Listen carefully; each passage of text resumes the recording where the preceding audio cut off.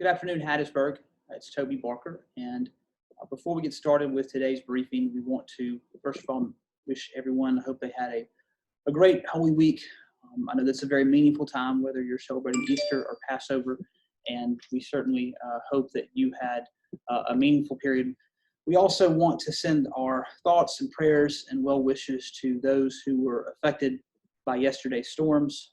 Those in Walthall and Lawrence and Jeff Davis and Covington and Jones counties and Lauderdale County.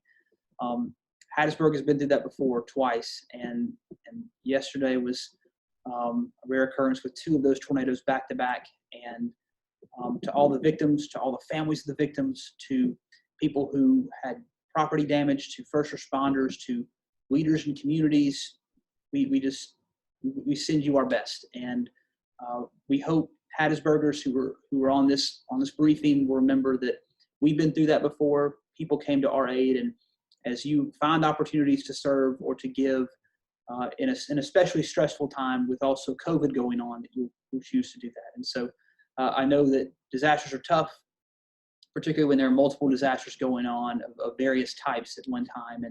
And so today, as we start our presentation, we're going to pull up our slides and talk about some of the progress we're seeing in our community in regards to COVID. And so as we always do, we will look at our numbers in terms of testing. We'll also give you some good news as it relates to some testing things that have come about.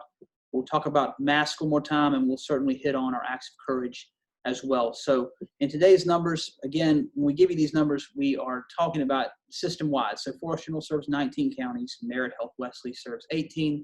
Both Southeast Mississippi Rural Health Initiative and Hattiesburg Clinic serve multiple counties as well. So you see these numbers, realize it's not just for the city of Hattiesburg, it's not just for the Hattiesburg metro area, it's sometimes for the entire region. So today's numbers.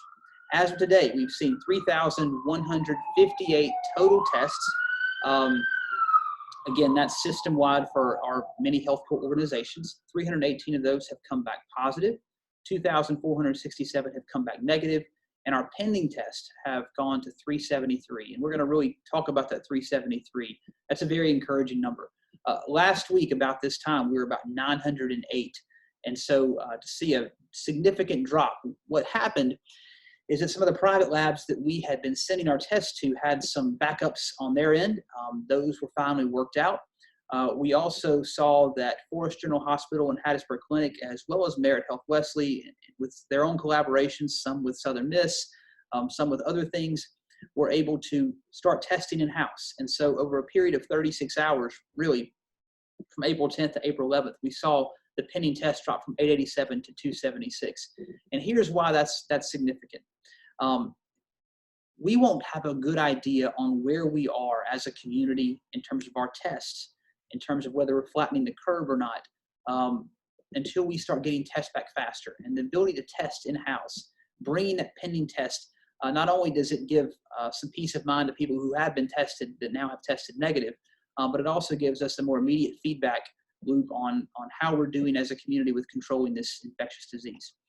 In our terms of our totals per county, Forrest County has gone to 105. We're starting to see double-digit increases every day.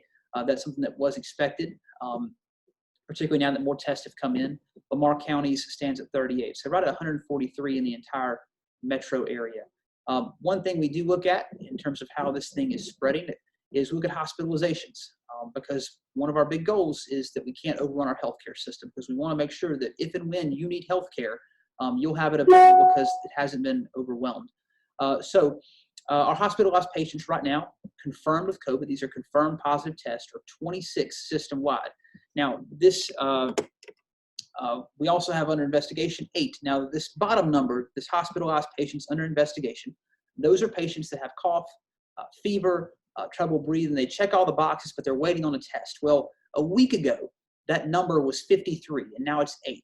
And here's why that is significant, because when a patient is on the floor and they are suspected of having COVID, there are a whole lot of procedures that our hospital staff has to enact to try and make sure they're protecting themselves. They have to suit up with all the gloves and the masks and the gowns and really go overboard with protecting themselves. And what happens is you spend a lot of PPE up on many of which cases are negative cases. So being able to get those tests back faster means that the hospitalized patients under investigation is a lot smaller, and you don't burn through your PPE as fast.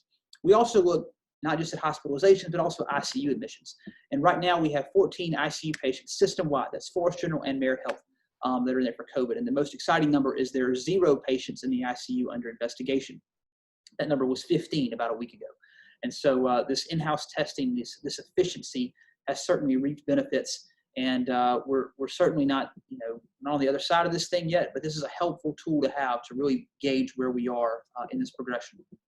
All right, when we think about kind of our 2 goals, we want to go back to this. Protect vulnerable populations. Those are people over 60 and people with underlying health conditions. We also want to prevent overrun of the healthcare system by slowing the spread. Those are the 2 things that we do with all of these measures that we're enacting. Let's talk about over the weekend. We had our first weekend really with this whole idea of pushing the wearing of masks. And I know that the couple of times that I went out, over half the people I saw in the store that I was in were wearing masks. And virtually all of the staff were wearing masks too. And again, just when we talk about masks, we're not talking about N95s and surgical masks alone. We're talking about anything that can cover your face. A fabric, cloth, dust mask, handkerchief, bandana, t-shirt, whatever it is can cover your nose and mouth. Because again, the idea of a mask is anything that can cover your nose and mouth while still allowing you to comfortably breathe. And to remind you of the rules in our community right now, with our most recent executive order, employees in the same workspace as other employees must wear masks. And employees in the same room as the public, they must also wear masks. That's in addition to all shelter in place and social distancing measures. And so if you are at a business, a retail or whatever, that where employees are not wearing masks and the public are in there, or the groups of employees are not wearing masks, we want you to let us know, not because we want to get anyone in trouble or not because we want to fine anyone. We just want to get people in compliance, and we want to make sure people are protecting their employees and protecting the public. It's all about the spirit of what we're going for, because we are in this together. The other recommendation we make to you, even if you're not an essential employee, is that you wear a mask if you go into public.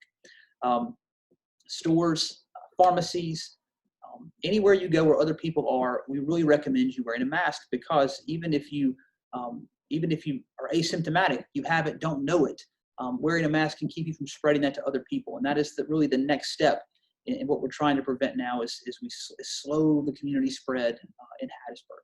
So as we wrap up today, we want to also mention one thing about city services. When this whole thing started, we were determined to try and make sure the city kept delivering services that you pay for and that you expect. We also wanted to make sure that we were doing all that we could to protect our employees. And so we were one of the first cities to send people home over the age of 60 who were public facing. We also allowed anyone who had an underlying health condition that came to us with documentation to go on administrative leave as well and be on paid leave. That, however, has generated some manpower issues within certain departments. For example, in Public Works right now, we're down 8 drivers and crew workers on a system that really depends that we have those things functioning at all times. And so we're having to get creative. Our leadership team is working to be creative.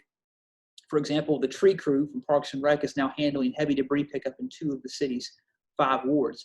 And so we're doing all we can to stretch ourselves and to be innovative and to piece this together. But I guess my point to you is the city services, especially in sanitation and solid waste, that you expect might look a little different over the next few weeks and months, because you have people who are driving routes in the city that they may not be familiar with. You may have people trying to find addresses that they haven't done that before. And so please stay positive with us. We understand that you may have a can that's missed, or it may be late being picked up. If that happens to you, I know the immediate thing to do is to go post about it on social media, but that's not the most productive way of dealing with your problem, and it certainly doesn't build us up as a community.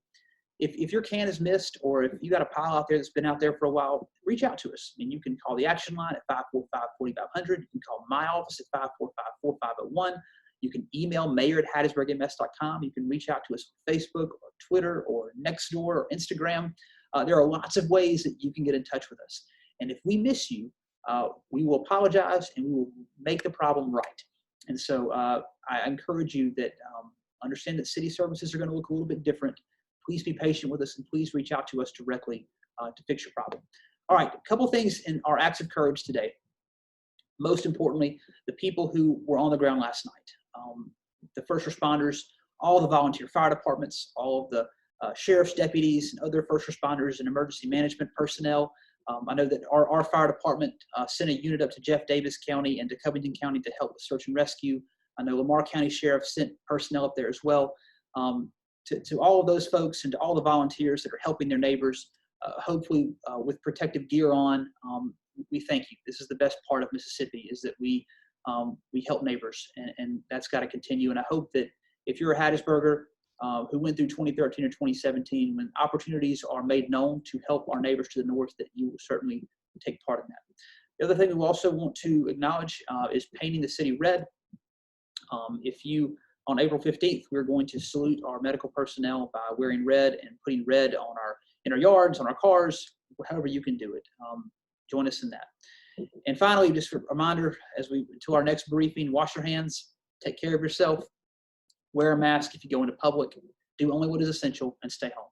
Courage.